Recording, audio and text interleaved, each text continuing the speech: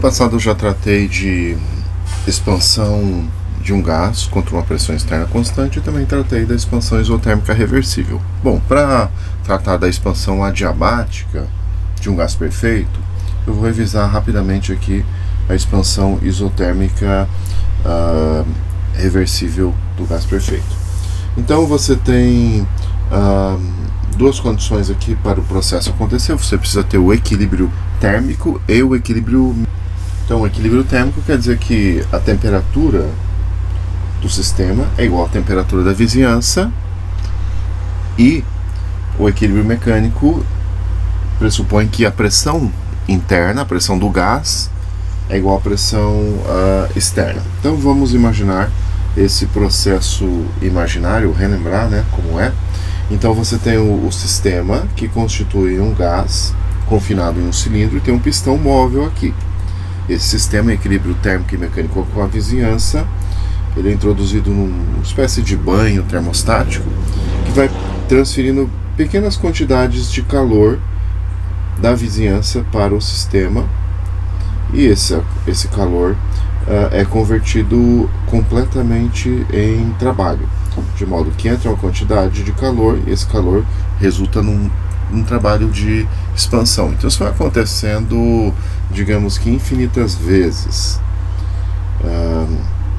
E aí você vai ter que, ao longo do processo, a temperatura não vai variar, e a pressão interna, que é a pressão do sistema, a pressão do gás aqui dentro do cilindro, é igual à pressão externa.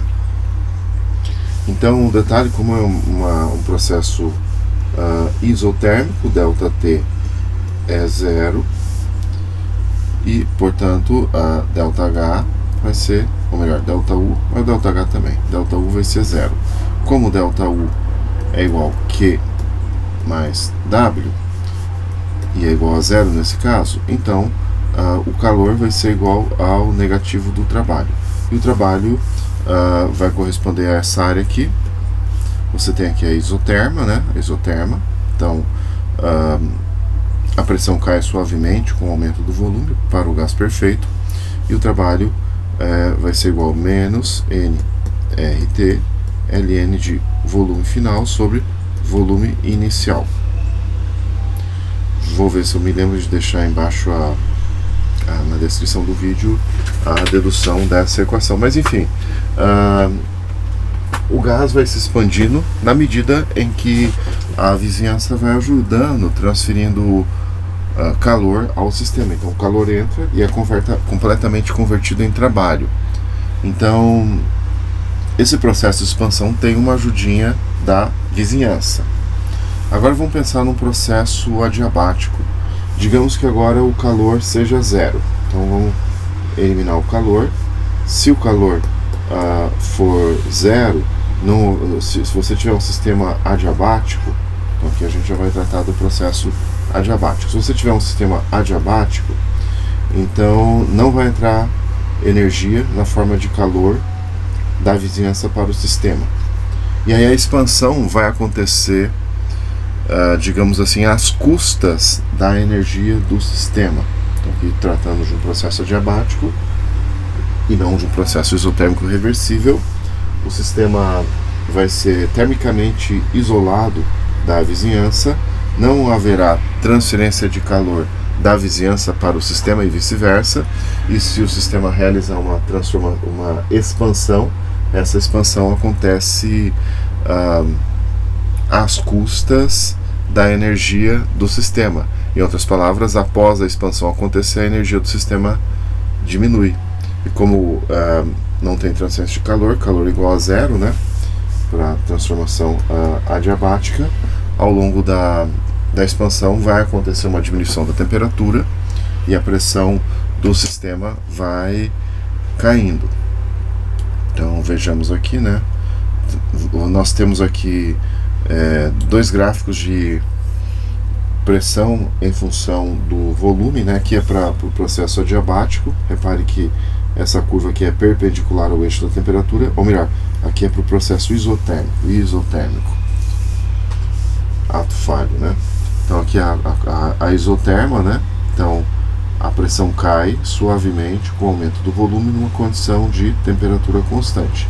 No processo adiabático, como não tem transferência de calor da vizinhança para o sistema, essa queda de pressão acontece com maior intensidade, porque à medida que o volume aumenta no processo de expansão adiabática, a energia do sistema vai diminuindo e também vai caindo a temperatura.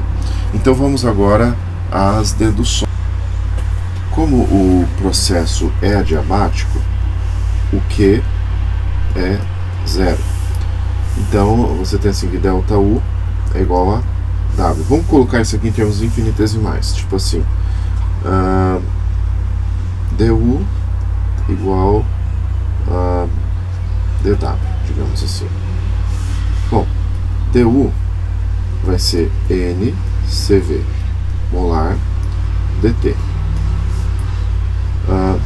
dW, você sabe que não é uma função de estado, por isso eu pus esse tracinho aqui, vai ser igual a menos P dV. Como eu vou tratar aqui de um gás perfeito, né, o P é nRT sobre V. E eu vou substituir nesta expressão. Primeiro eu vou igualar essas duas coisas aqui. Como o calor é igual a zero, Q é igual a zero, dU igual dW. Então eu vou igualar essas duas coisas, você vai ter assim, NCV molar dt igual NR.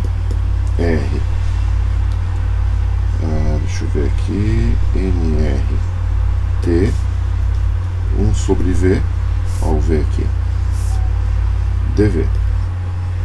Então vamos simplificar algumas coisas, né? Tipo, esse N simplifica com esse aqui. O R vou passar para lá e o T também. Então disto aqui eu vou ter CV molar sobre R, 1 sobre T dt, e do outro lado 1 sobre V dV. Então a gente agora pode integrar isso, né? Tipo aqui eu vou integrar desde a temperatura inicial à temperatura final, e aqui desde o volume inicial ao volume final. Então, aliás, isso aqui, ó, essa relação aqui, vou chamar de Czinho.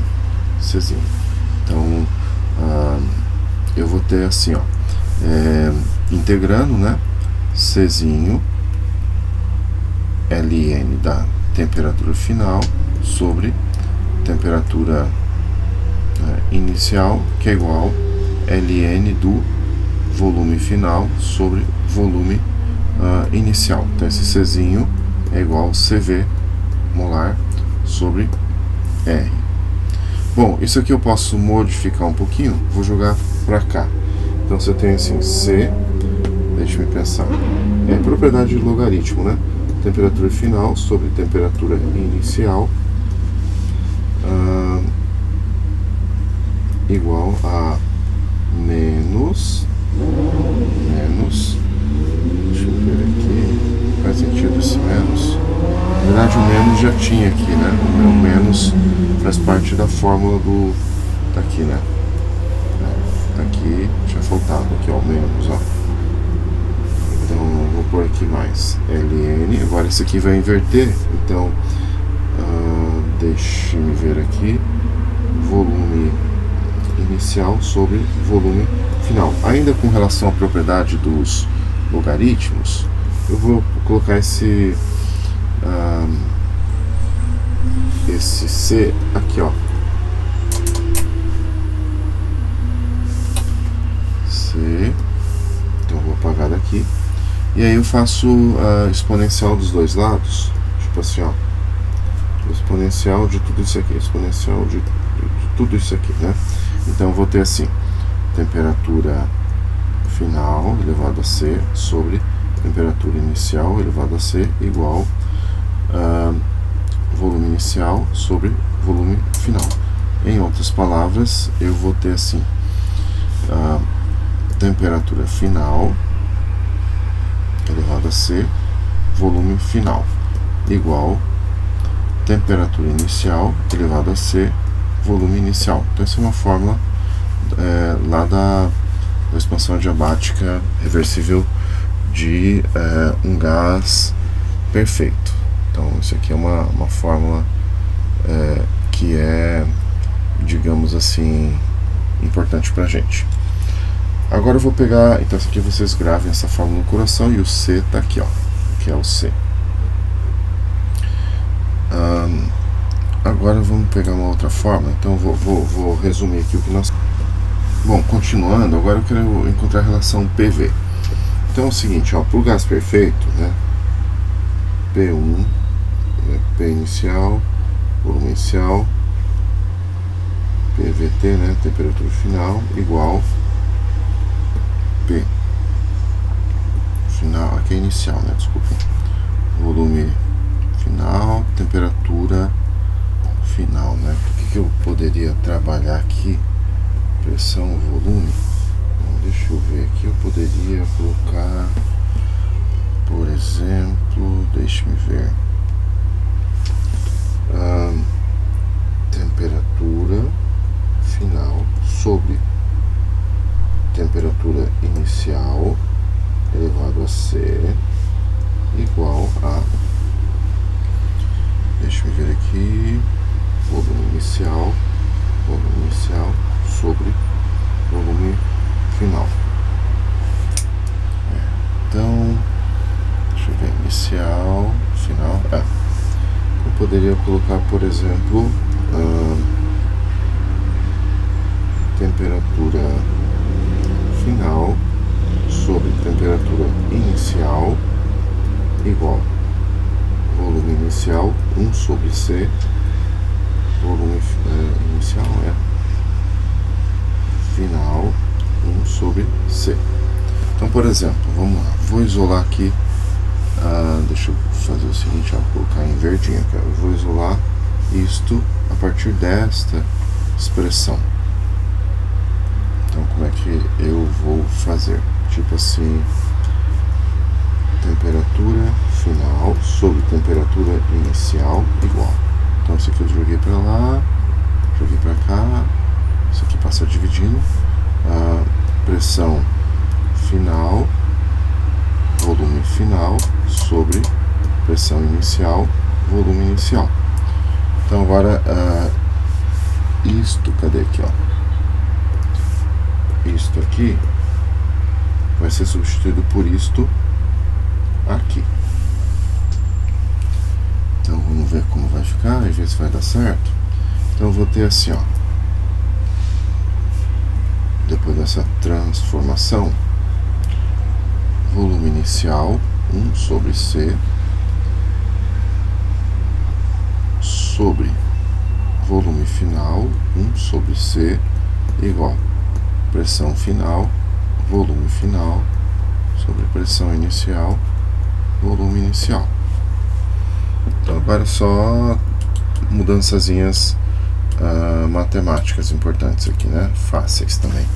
Então a gente vai ter disso aqui, vai ficar, deixa-me ver aqui, pressão inicial, volume inicial, deixa eu mudar aqui esse negócio, volume inicial 1 sobre C igual pressão final, volume final 1 sobre C. Então você tem assim, ó, tipo assim, volume final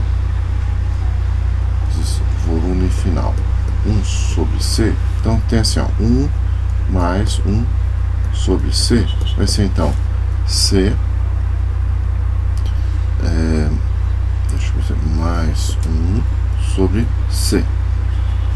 Então você vai ter volume final C mais 1 sobre C. Mas o que é o C? C igual CV molar sobre R. Então substituindo aqui,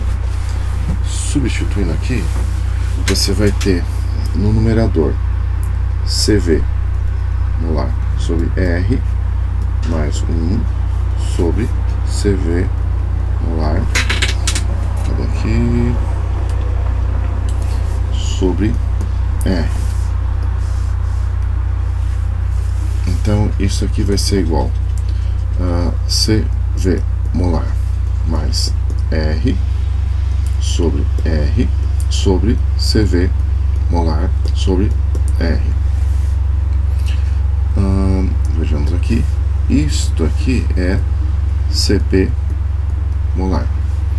Então tem assim, CP molar sobre R sobre CV molar sobre R. Então isso corta com isso, então você vai ter assim, CP molar sobre CV molar, que é igual ao gama. Então isto aqui vai ser o gama. Em outras palavras, eu vou ter assim, P1 V1 elevado a gama igual P2 ou V2 ou final elevado a gama. Esse gama é maior do que 1. Então você tem a transformação adiabática, né? Que você tem, ó, na isoterma você tem assim, pressão final, volume final igual pressão inicial, volume inicial. Na isotérmica, né? Na adiabática, pressão final, volume final elevado a gama igual pressão inicial, volume inicial elevado a gama. Logo, como o denominador da pressão aqui é inversamente proporcional a V elevado a gama e gama é maior do que 1, a queda na pressão é mais acentuada para expansão adiabática. Porque na expansão adiabática o sistema realiza trabalho de expansão às custas da sua própria energia. Então, à medida que a expansão adiabática vai acontecendo, a energia do sistema vai diminuindo. E a temperatura também vai diminuindo. Quando a temperatura diminui, você vai ter duas forças aí atuando na redução da pressão: o aumento do volume e a diminuição da temperatura. Por isso, a queda na pressão é mais intensa para a transformação adiabática. Na próxima aula vamos fazer exercícios a respeito desse assunto.